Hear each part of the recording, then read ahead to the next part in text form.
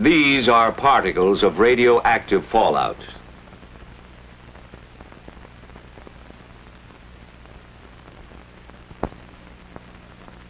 And this is how a single particle looks magnified several hundred times. A radioactive piece of matter from a nuclear explosion.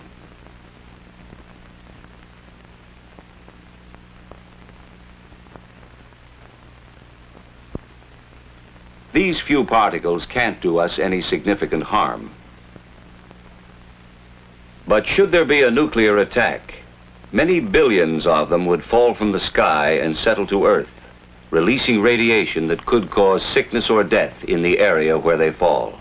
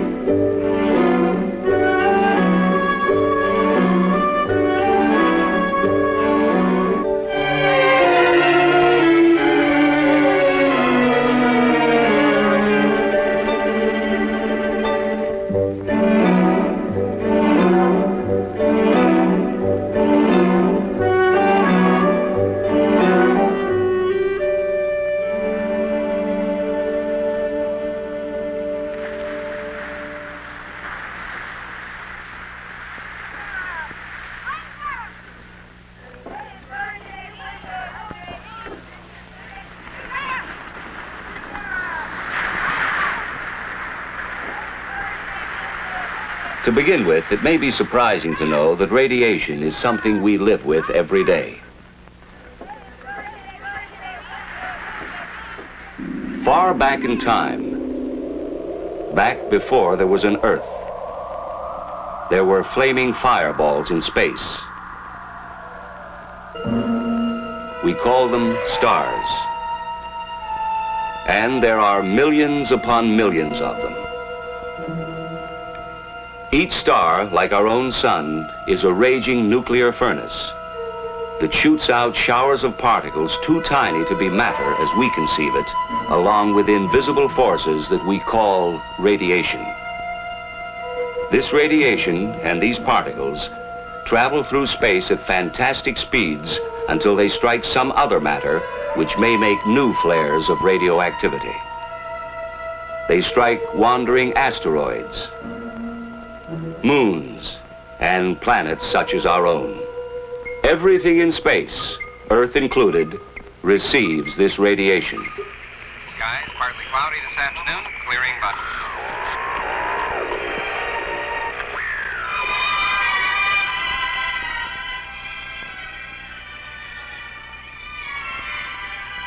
Background radiation is all around us in tiny quantities. Nature even planted unstable atoms deep inside the Earth itself. They decay one by one, here and there, in a barrage of inconceivably small and silent explosions. Each explosion is another spark of radiation. All life on Earth has reached its present form in company with radiation from this naturally occurring radioactivity. Extremely thin, with extremely low-level intensity, it has always been with us. It is nothing new.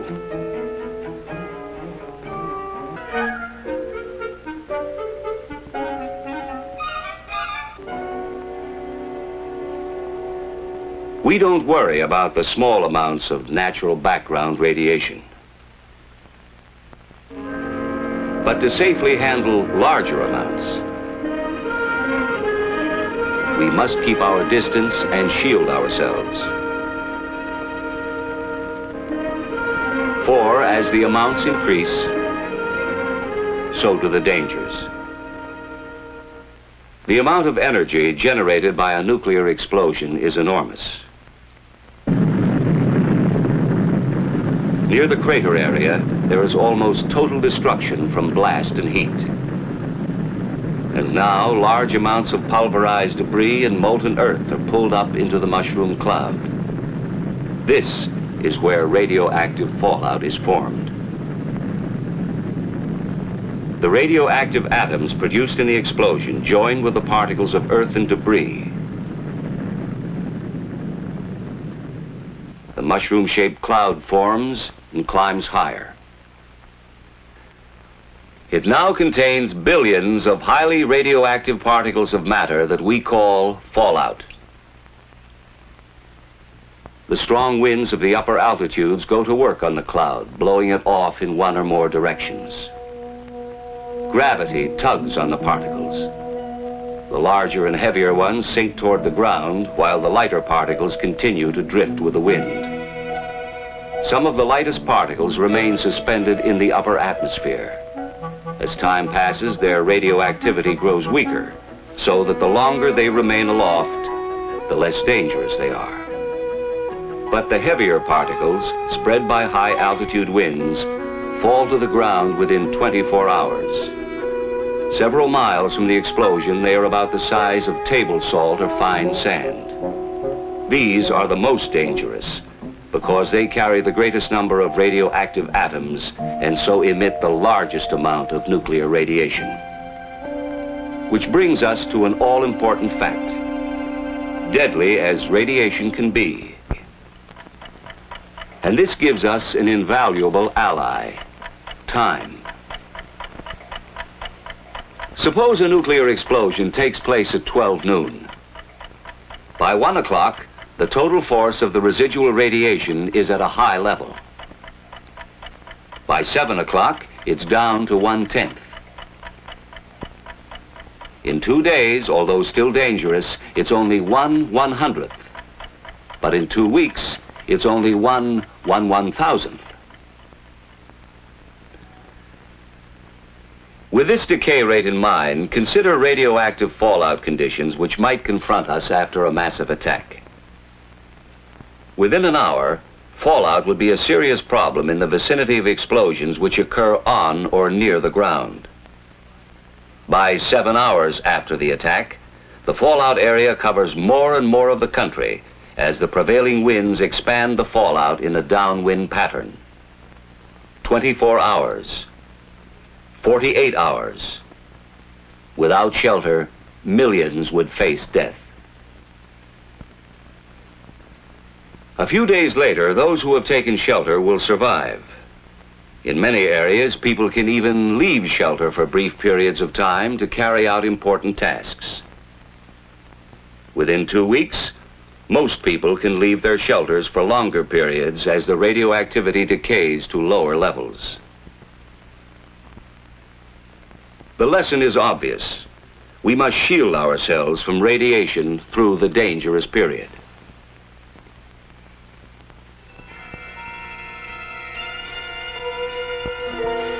To do this, we need more than time.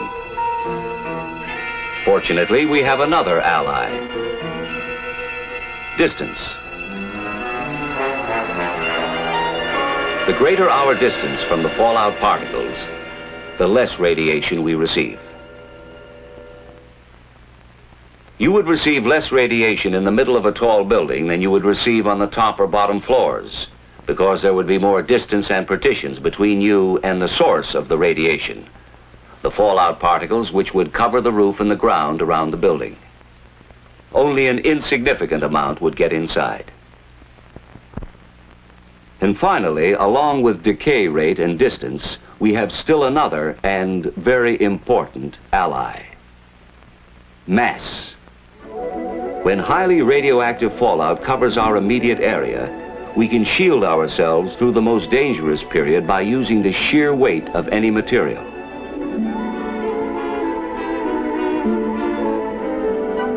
But the protecting material must be heavy. To shield out some 99% of the radiation, you would need about 5.5 feet of wood, or 2 feet of earth, or 1 1/3 feet of concrete, or 1/2 foot of steel. Even though the thickness of these materials varies, they all weigh the same. Taking a house as an example, it offers a small amount of mass and distance from radiation, but not enough protection in an area of heavy fallout. The solution is plain.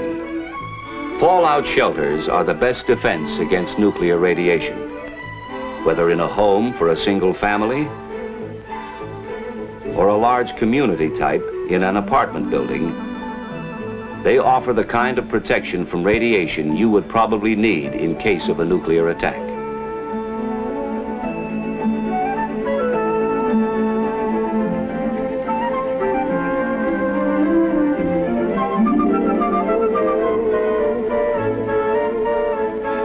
But the best shelter would be worthless unless it was used. Most people find it hard to understand how silent, invisible rays, which cannot even be felt, could be so damaging. Let's see what happens when radiation penetrates the body and attacks the cells. What is a cell, and what happens when it is attacked? It's a simple organism, which reproduces itself by dividing.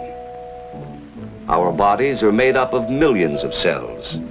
They're the building blocks of our blood and tissues. Now, powerful radiation strikes, and cells are injured or destroyed. If radiation stops before the accumulated dose is too great, almost all of the damage eventually will be repaired. If radiation continues, there are some cells less able to function at top efficiency. Should the body fall behind in its recovery, severe illness or death could result.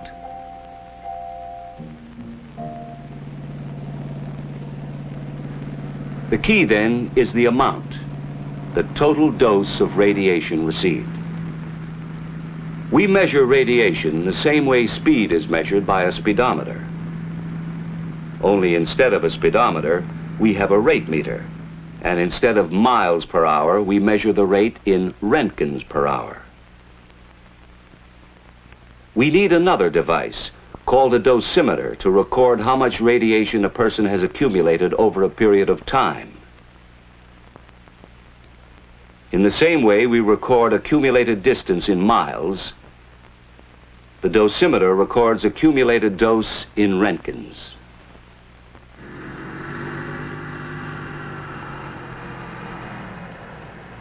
With this in mind, let's return to background radiation. In an average lifetime, a person might expect to accumulate about 10 roentgens from his natural environment. Not enough to affect his health.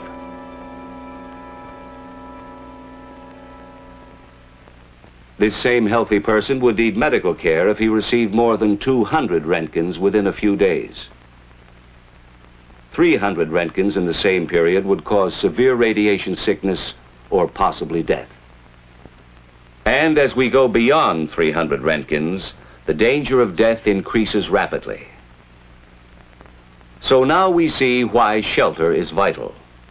The difference between accumulating a large dose because of little or no shielding and a small dose because of adequate shielding is the difference between death and life. No clothing, of course, could possibly provide enough shielding. However, if you were to be in the open during fallout conditions, clothing would keep the particles from touching your skin.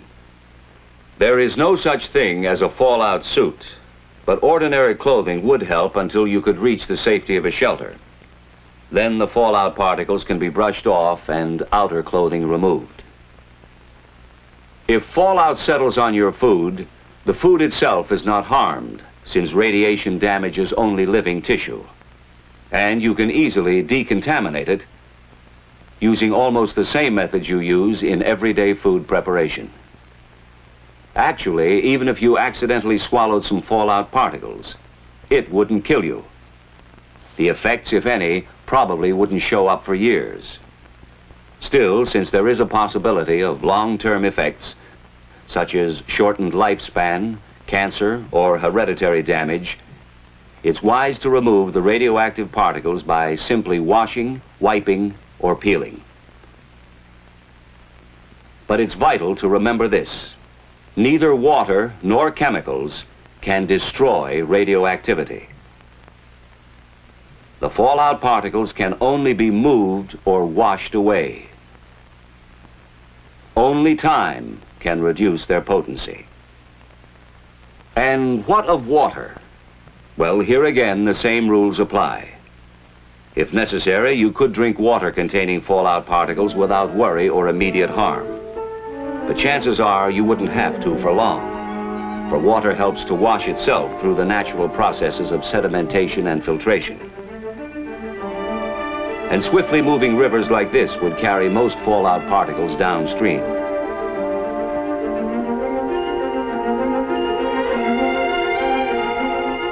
In still waters, most particles would settle quickly to the bottom. Others might remain suspended in the water for a long time, while a small percent of the radioactivity would dissolve.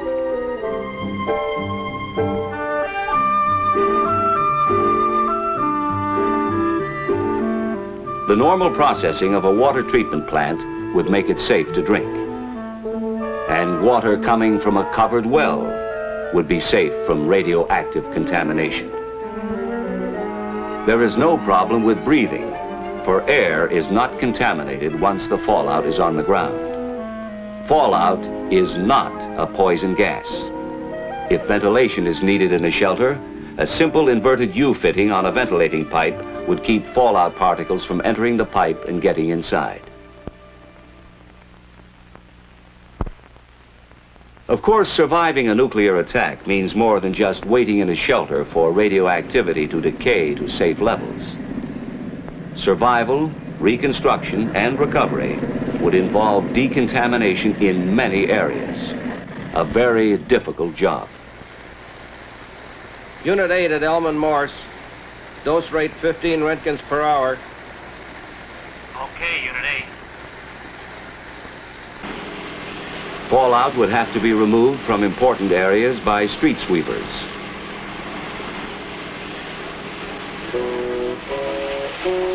And the remaining particles could be flushed out of the way.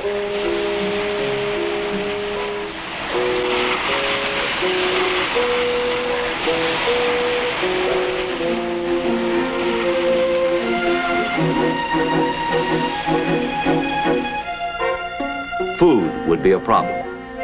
After a nuclear attack, we would first use existing food supplies from shelters, markets, and surplus food storage. When fallout had decayed to safe levels, people could begin to work in the fields for limited periods of time. In a few areas, the land would not be suitable for food, but such crops as cotton could be grown.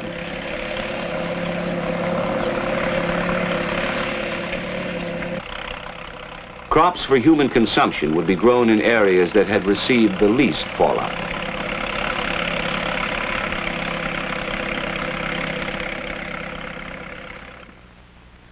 The reason we would be able to grow and eat food planted in this land is that the transfer of radioactivity from soil to plants is extremely low.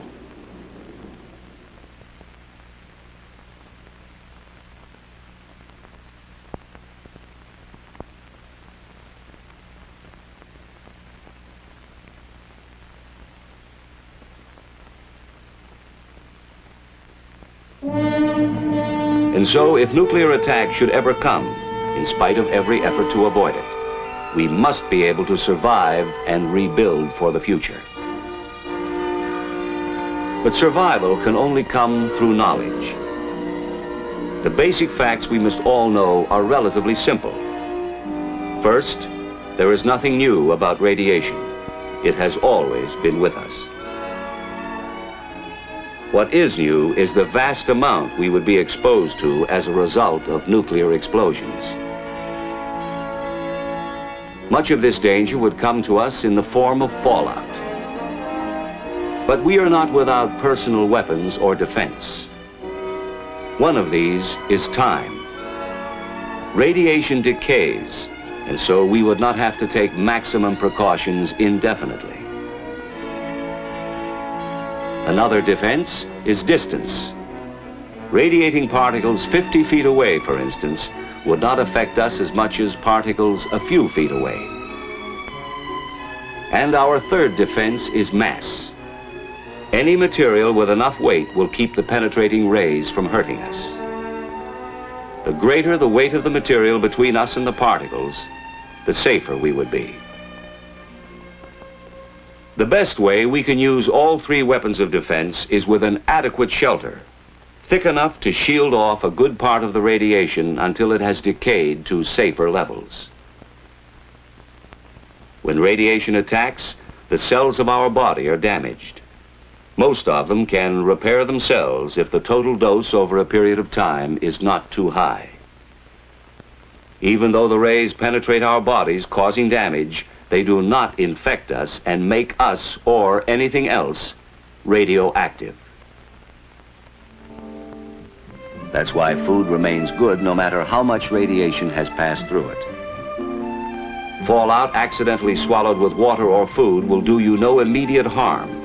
But for long-term safety, it's best to wash, wipe, or peel the food and filter the water.